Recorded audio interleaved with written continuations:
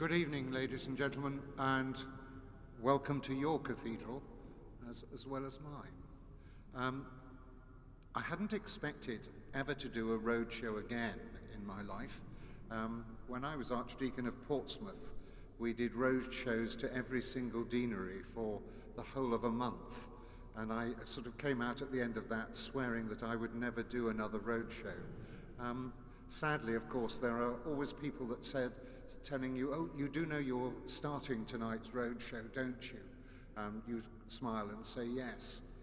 First of all, can I say how good it is to see so many of you here tonight? The aim of these roadshows is quite clear. In all the cathedrals in which I have worked, the one thing that everybody always says is, you never tell us anything. And you never explain anything, and we don't know what's happening. And I know that I actually said all that the week before, but it's the nature of human nature that we need to hear things, and we need to hear them carefully explained to us. And so part of the vision for the cathedral is that we commit ourselves to communication. And this is one of the first efforts at our communicating with you the important bits of our life. You'll be glad to know that I am not on after the first 5 minutes. And so this is the end of me. May we begin with prayer, please? So will you please remain seated? The prayer that obviously I will use is the prayer of St. Richard. Thanks be to thee, my Lord Jesus Christ, for all the benefits thou hast given me, for all the pains and insults thou hast borne for me.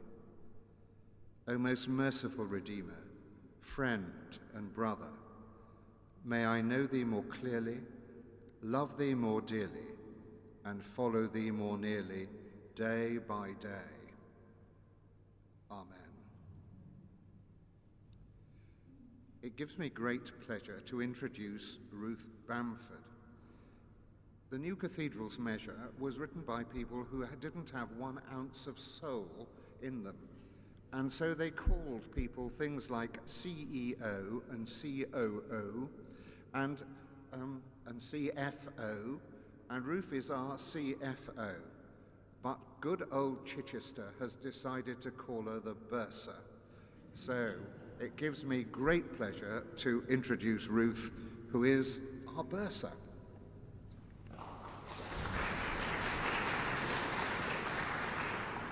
Thank you, everyone. Yes, indeed, thank you.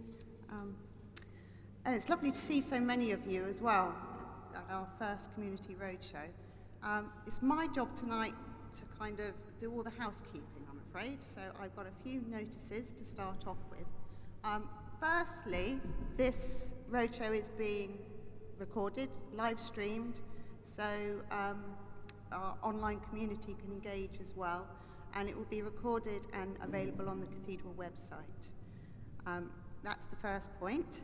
Then I turn into flight attendant mode, and to say that there's no planned fire drills, so if the alarms do go off this evening, then follow the instructions of the staff and vergers. Toilets are in the north transept. The reception after the event is in the south transept, and we all welcome you all to join us later. At the end of each talk from each of our speakers this evening, there'll be an opportunity for questions.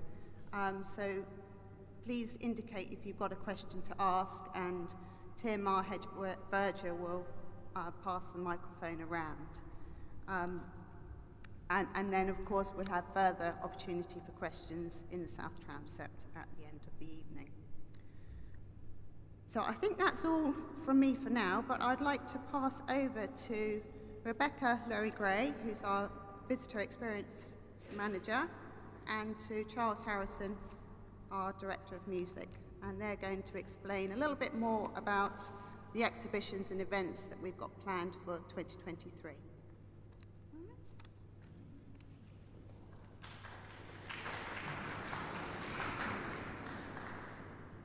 Thank you, Ruth. I will start by saying I will absolutely not be accessing the digital recording of tonight because I hate watching myself. It's really, really exciting to be here and really, really exciting to share our plans for 2023. It sounds like a sales pitch, but it's a really exciting year. I'm going to start by explaining our programming group. So the programming group is a pretty new group in terms of cathedral operations.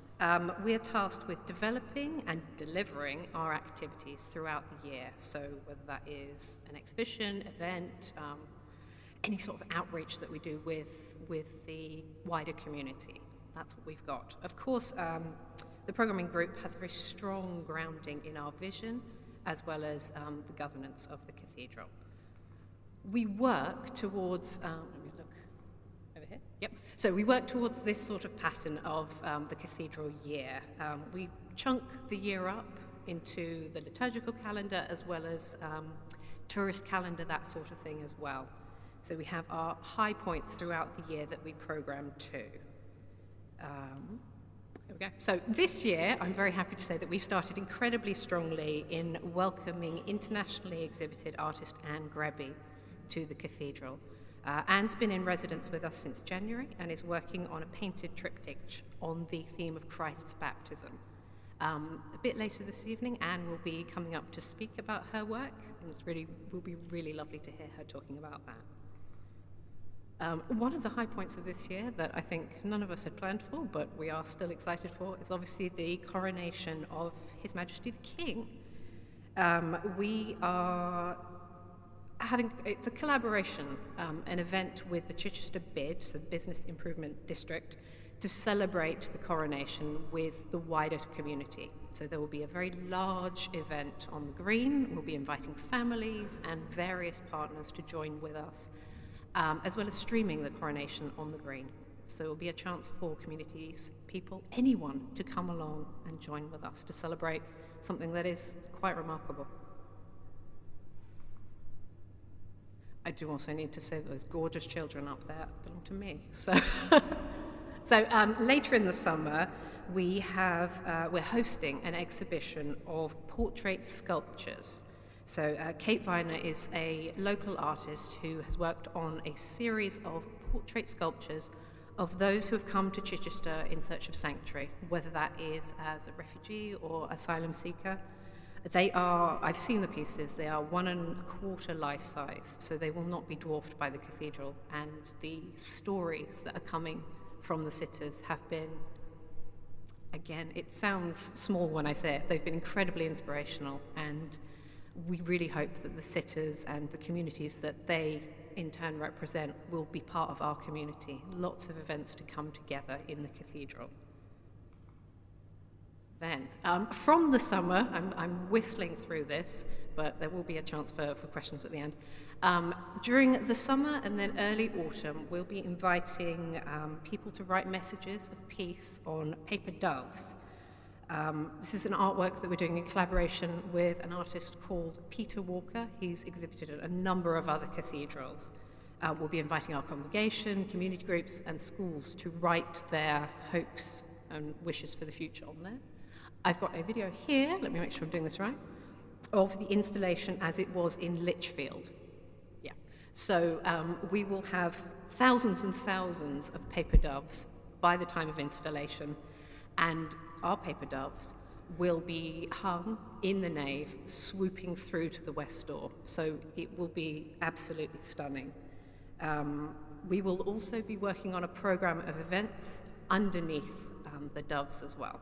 So whether that is, open evenings, concerts, and I think the one that I'm most looking forward to, a couple of silent discos under the doves will be brilliant. On the subject of silent discos and music, I'm very happy to be able to hand over Charles Harrison. He's our organist and master of the choristers to talk about music in 2023. And I'd like to know what tune he'd like for those silent discos.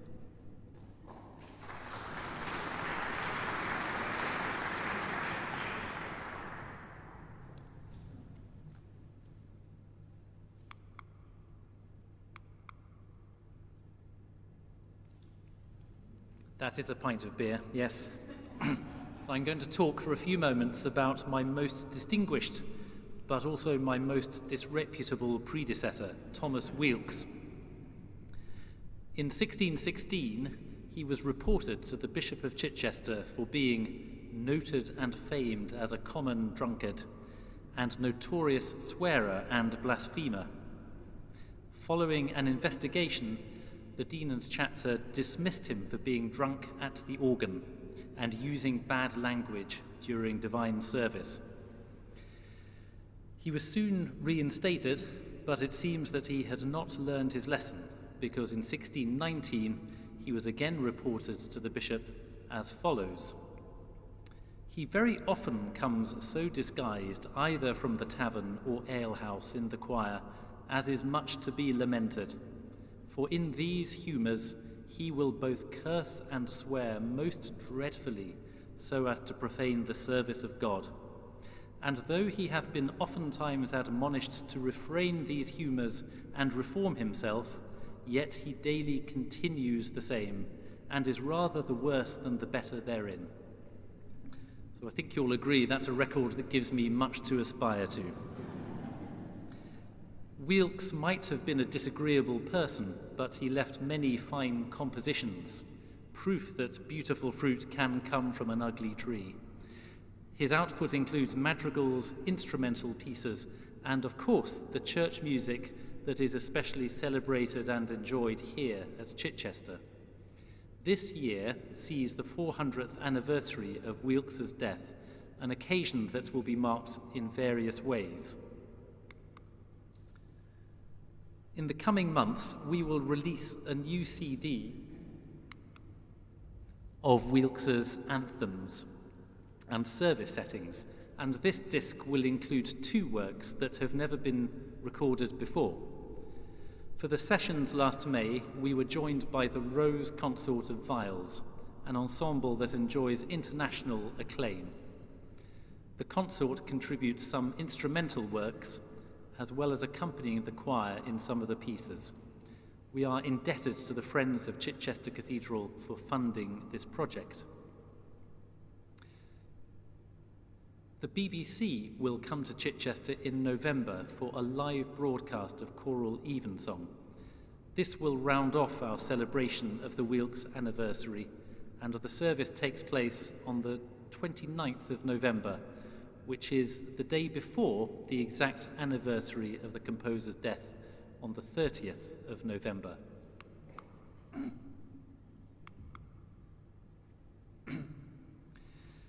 This summer, it is Chichester's turn to host the Southern Cathedrals Festival, which will take place from the 14th to the 16th of July.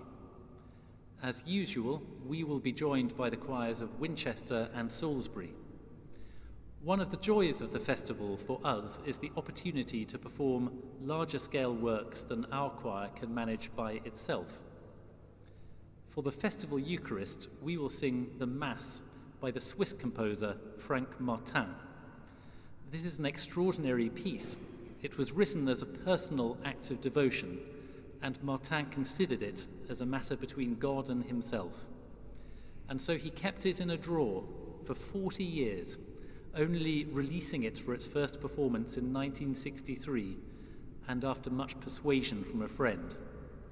It is now acknowledged as one of the masterpieces of 20th century choral music. Please do come and hear it as part of our worship during the festival. Other events will include an evensong recorded for future broadcast by the BBC, an organ recital by Colin Walsh, who is a great exponent of French repertoire, and there will be a song recital at Pallant House Gallery. The final concert will include works by Thomas Weelkes and by another great English composer who died in the same year as him, William Byrd. And if you think that sounds like too much early music, or Stone Age music as the choristers call it, we will also sing some favourites by Stanford and Parry. So please do join us for as much of the festival as you can. One more date for your diaries, it's not mentioned on the slide. On the 1st of July, the orchestra and choir of Chichester University will give a concert in support of refugees, particularly those people displaced by the war in Ukraine. And the cathedral choir will participate in this event, which will include a performance of Fauré's Requiem. Ooh.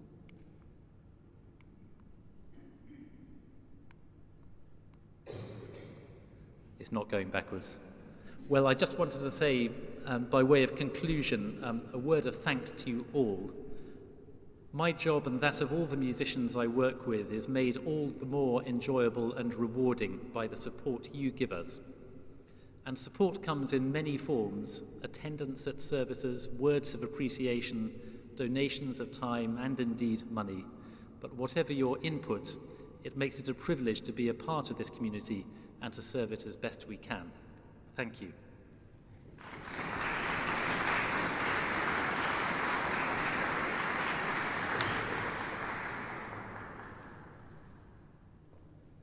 Thank you, Becca. Thank you, Charles.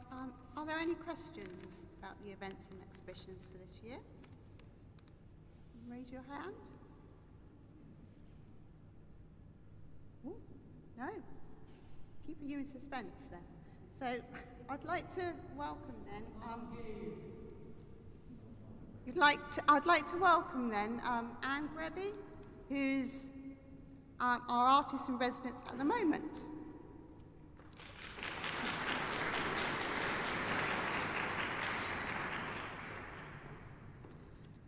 Hello, everybody.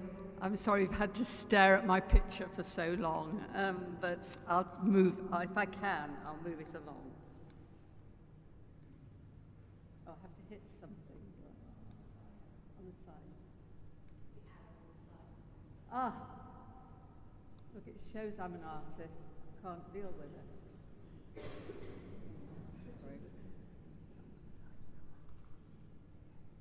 There we go.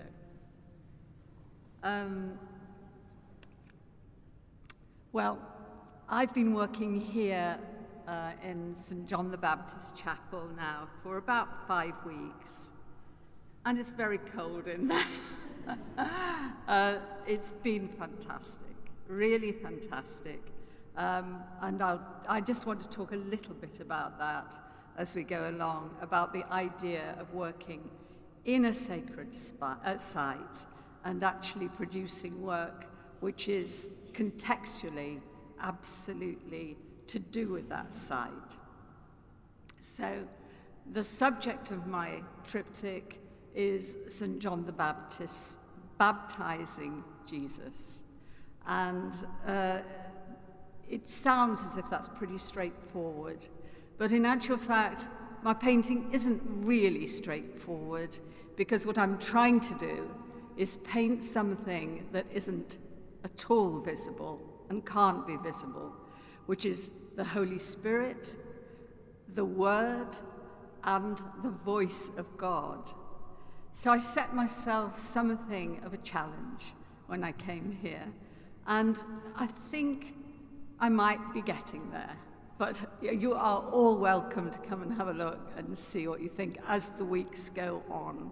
I have, I'm here until April, the beginning of April, and I'm now personally challenged, because I'm making the side pieces while still working on the central piece of the triptych. I have been asked by several people, why paint in the cathedral? Especially as painting, as you all know, isn't usually done in public unless it's on pavements, street artists. And in actual fact, it isn't thought of as live art.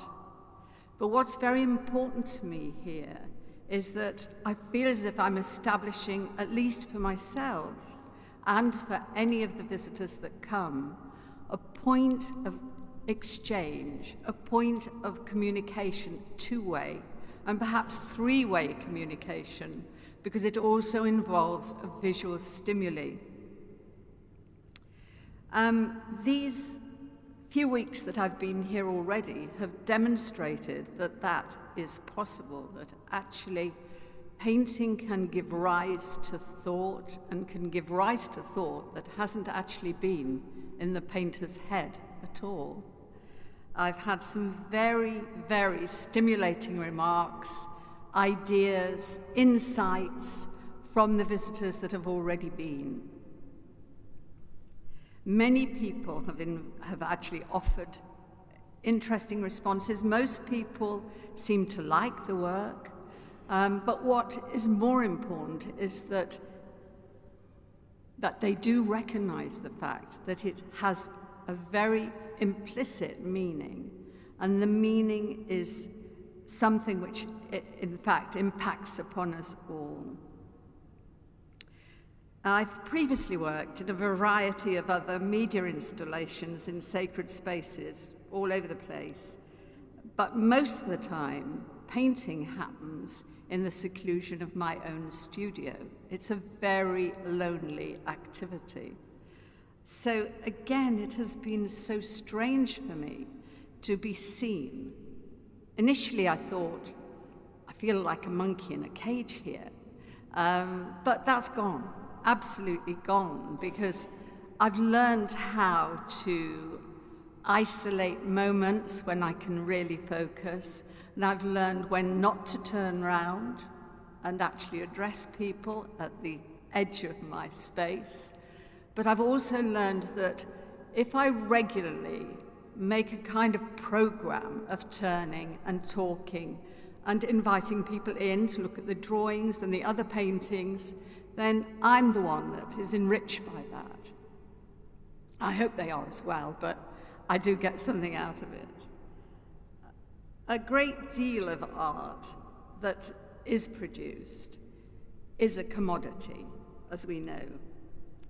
And in actual fact, it sheds profundity and the profundity of connectivity. It's severed from its source and is reduced to decoration or mere entertainment. Well, I want to use my painting. I think I can do this. Yep. Gone too far. Is there a way of going back, Tim? Okay, let's see. I'm going back to this one. This is the painting, I think, about a week ago. It's changed now, and it's changing daily. And it's now reached a stage when it's extremely enjoyable to change. The initial building of it was difficult, and I was worried about it. I had to deal with the fact that I'm just checking to see where it was then. But initially, it had a very strong form, and I thought too strong a design, because I wanted it to have some sort of state of flux. I wanted it to be moving, I wanted it to be very active.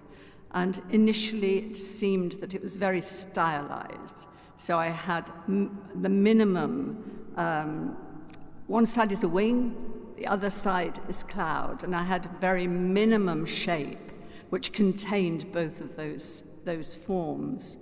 And it seemed a little like brute art. So I've softened it, I've made it more or less dissolve, and I'm still doing that. The thing is, for me, that I want to use painting as a door, an open door, to finding meanings. As I mentioned before, it's really important that other people can also find those meanings, and find meanings that aren't mine. Starting with this subject, which is totally appropriate to St. John the Baptist Chapel, then I'm in with a bit of a lead, because most people know the story of Christ's baptism. And so this begins to become a kind of inquiry into how important that baptism was for Christ and is for us. For Christ himself, this was a point of confirmation, God speaks and says, "This is my son." Christ is about to go off into the wilderness and be tempted by the devil, and then he's going to take his journey towards the cross. Meanwhile, John the Baptist has reached the culmination of his journey. This is the moment he was born for, and we remember the story of John the Baptist leaping in the womb of Elizabeth, his mother, when Mary approached with Christ in her womb. John and Jesus are inevitably connected. They're cousins. As human beings, as young men, they are very close. What's happening here is really interesting if you take this on board, because here is John going to his death immediately. His mission is complete. And here's Jesus going to his enormous mission, which is a mission which will absolutely change the world. They're going in opposite directions initially. What's happening between the men is extremely, extremely interesting. And this has one point I just want to demonstrate to you, that an outsider, a visitor, has offered a thought that was offered to me last week. And this young woman comes in and into the space, and she said, "You know, the figure of Jesus, the face of Jesus, to me, seems to be complicit. It seems to be taking part. He is a participant in this action." And she said, "How interesting is that? Because basically Jesus spent the first part of his ministry, he's been doing miracles, he's been giving, he is the one who's offering. The final part of the ministry, he's offering his own body for the world, for the sake of salvation, our salvation. At this point, he is accepting the gift. And John is holding out his hands with the water in a giving action. So we have here this unique moment when Christ accepts the gift of baptism, which we too accept. Those of us who are Christians, it is the greatest gift that we can accept. One last thing, I could go on far too long, which I know I mustn't. I must shut up quickly. But one thing about the voice, because I'm trying to paint, I'm using a deep red color to try and evoke the idea of God's voice. In the Genesis creation story, God communicated through the word. The voice entered the world of matter. The spirit moves across the water. The non-tangible nature of this motion is still in the process of unfolding, letting go, opening, releasing. The context of this extraordinary, wonderful cathedral provides the narrative with which to challenge the finality of appearance and the actual conditions of existence. Well, thank you for listening.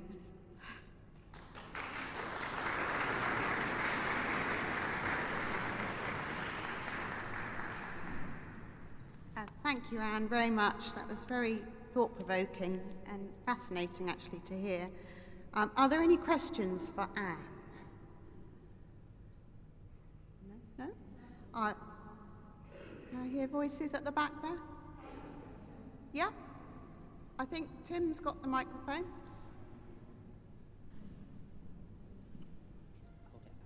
Yes. Hello, good evening, everyone, and thank you very much to Anne. A very interesting speech that you just gave. I would make one observation, and I have a question to ask. The observation, accompanied by the ringing of the bell, is that not everybody actually does know the story of the baptism of Jesus. I'm only familiar with the very basic elemental aspects of it, so I would have been interested to hear a little bit more about it. My question is, how is it painting in a cathedral as far as the light is concerned? It always seems to me to be in this space quite gloomy, although there are wonderful colours filtering through the stained glass windows. So I wonder how you work with the art, with the light that comes in. Thank you. Well, I've got really good light in there, better than my own studio. I've been provided with 2 very good spotlights, and I've not always been able to paint by natural light. I've had studios that have had very little, and at the moment, my studio's got a limited light source. So I'm used to painting with artificial light. But in fact, it's surprisingly good. I've got 2 very big windows.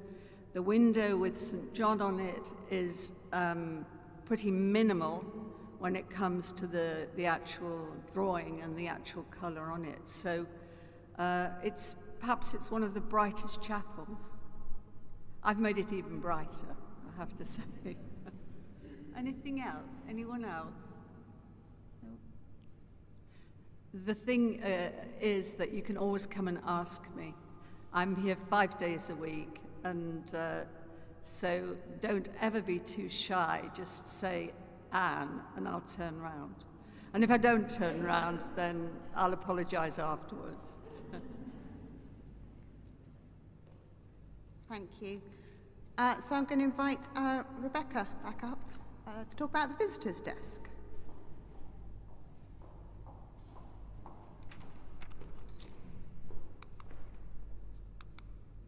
So I will keep this very short because I know oh, there we go. That's it. I will keep this very short because I know we are all hanging out to hear about the cafe a little bit more than the visitor desk. In updating you all on the visitor desk trial, I'd like to start by thanking our visitor experience assistants Tess and Eloise, because they have done some brilliant work in both seeking tourist visitor donations as well as supporting the fabulous welcome that we already have provided by our volunteers. This is absolutely reflected in our net promoter score, which at the end of last year hit 80, which is just incredible. Just very brief, talking through figures. The calendar year 2022 was great for visitor donations. We sought £143,000 of visitor donations. So that's people coming through the door, not regular giving, that sort of thing. Understandably up on the previous year. 2021 was a very quiet year for obvious reasons. I can go through any figures, anything you'd like to, probably over a snack and a drink a bit later, but we're definitely showing encouraging signs of recovery from the COVID years, as well as the effect of our trial with the visitor desk. At the end, I'd make a brief point there. Yes, so we are approaching phase 2 in April, May. We're going into phase 2, so year 2. This is absolutely a data-led project. So in looking over the past year, we'll be able to refine what we're doing to deliver the best result for the cathedral, both financially and for the experience of our visitors and our community. So thank you very much.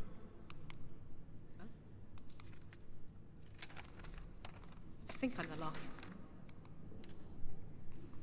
There.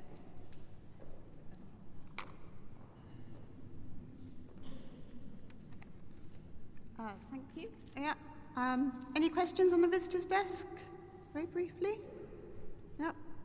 I'm sure we can do that over refreshments later. So I'd like to invite Amy Sim up, who's our head of operations, to talk about the cafe. sort of didn't think about how formal this was going to feel, because when I had to talk about the congregation, about the cafe, that felt like something I do all the time. It feels very, very formal standing here talking to you like this. So when Ollie asked us to do this, obviously there's lots of swapping over, Becca, Ruth, all of us. It could have been Ruth that introduced the cafe, but I sort of insisted and muscled my way in, because the cafe has been a big job for me since I joined nearly 6 years ago. It was a big job when it was here, when it was big and it was busy. It was a big decision when Chapter chose to close it in 2020, and it was a big process in seeking an appropriate catering partner to bring it back. So I'm not going to talk for very long, because it gives me great pride to introduce our catering partner, Seasoned and Cloisters Kitchen and Garden.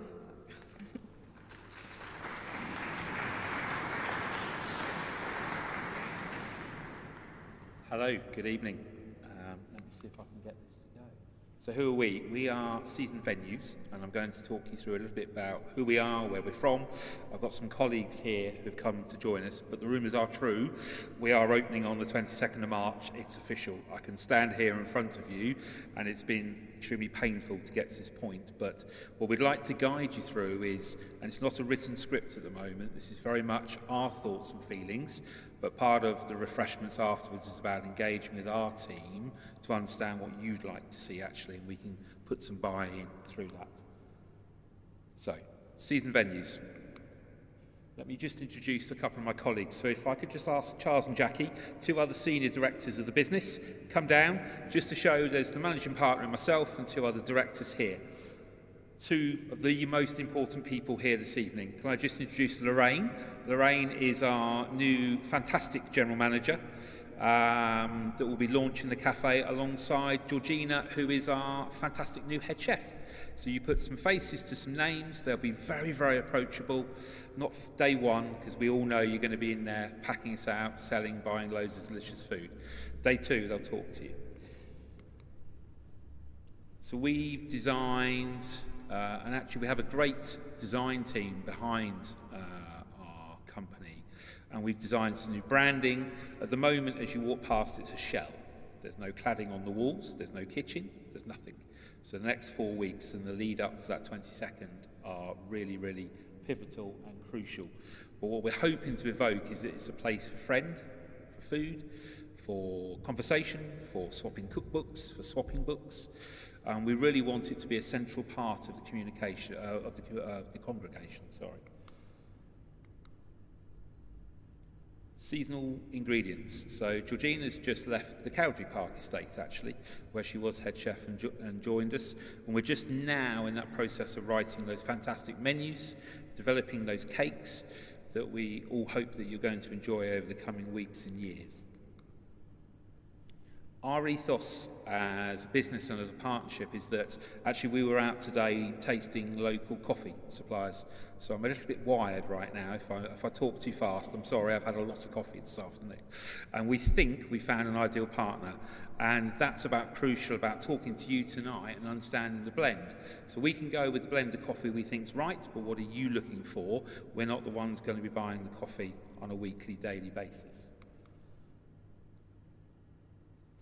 So as I said, we're going to design the menu, but that doesn't mean it's a written script. It's very much about, well, we used to come here for this, or we really like this, or actually, I've got some fresh rhubarb from my garden, bring it in. We're really open to any kind of conversation because we want to get it right for yourselves as part of our customers. So we are looking at sort of within a 30-mile circa supply chain. That's ideally what we're looking for. We don't want to try and step away from that where we can. If you've got some local recommendations, I know we've had one from the board only last week about local supply chain. We're open. We're very, very agile actually as a business. We don't pick up a concept and take it from one to another. We very much design and build a concept, and that's very much why it's really exciting actually for us to be here this evening. So we are responsible. Everything we're going to do is about sensible sourcing, packaging, no plastic. Everything will either be in bottle or cans. So we really want to work on that sustainability route, especially with the cathedral. So what are we looking for? So you've probably been used to the old style of service. So there's going to be a blend of counter service, a little bit of grab and go, and then some where it will be from behind the scenes, cooked, freshly made to order. But again, that's very much about your inclusion with us this evening as we walk around with the refreshments in a while and saying, actually, we'd like to see this, we want to see that. So again, there's absolutely no written script right now. Just give you an idea of the style and the feel that we're going for at the moment, just with the sort of furnishings and colourings. And this is very much what we're looking to sort of put together, some light foliage, changing the garden around, having some herbs in the garden. And we really want to actually have a point where it doesn't feel like an empty void in space. It feels very comfortable. You can come, have a cup of coffee by yourself, pick up a book, bring your friends in, come and have a late summer afternoon and a glass of Prosecco. I'm sure Lorraine would love to sit with you and have a glass of Prosecco. And again, style and feel of what we're sort of looking to put on the cake table, on the counters, and how we very much would like it to look. Uniform, sometimes emotive. We've just tried to create something that is Cloister's kitchen and garden, and it's sort of a jean style, white top. So it's all very friendly, very relaxed, and hopefully the service style you'll be really proud of actually coming in to talk to some of our staff. One of the really exciting things that we want to do is actually to do some ticketed events. So what we do as a business is we will do either some foraging classes or pick on a local gin and do a tasting menu, and we'll do that within the cloisters, or it may be that Georgina will do a bread making masterclass. But again, if you come up to us and say, I've always had the ability to make cakes but I don't know how to do this, we've actually employed a cake maker and a pastry chef. So again, it's that key involvement, and we will start to deliver out with the cathedral some marketing plans.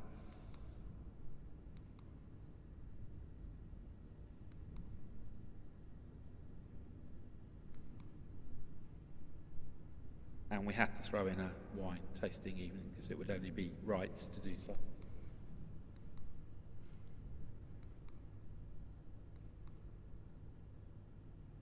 So what we've tried to do is, Lorraine is very local in Bognor Regis. Head chef's coming from Havant, and we're trying to work with local colleges and try to very much invest in the local area and support of what we want to do from staffing wise, but also with the experiences. We want you to be able to bring your friends, your daughters, your colleagues in and say, look, this is a great place to go. Serves great coffee, great tea, etc. I can't even read that, so I'm not even going to try. Actually, I'm not going to lie. But we do silly things, and the middle picture is me jumping out of a plane at 10,000 feet for charity, because that's what we kind of do. We are very heavily invested in local, in shelters, in feeding the homeless. And actually, when we have waste food, a significant amount of waste food that we had at COVID when we suddenly had to close our business, a lot of our food went out to businesses that could support local areas and local charities. So I know there's probably 1,001 questions, but I think for me, my team and esteemed colleagues, we would really like to, afterwards, we got some tea, coffee and some really light bites. We'd just like to engage over some simple conversation, if that's okay. Thank you very much.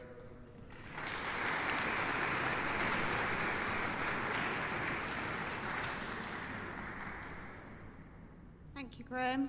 Thank you. I'm really delighted that you're going to be using local supplies, because I've got loads of rhubarb growing in my garden. With some gin, yeah, okay. That's great. I think just need to say thank you to all our speakers tonight. Hopefully you've had an informative evening, and I would like to invite you all over to refreshments in the South Transept. Thank you very much.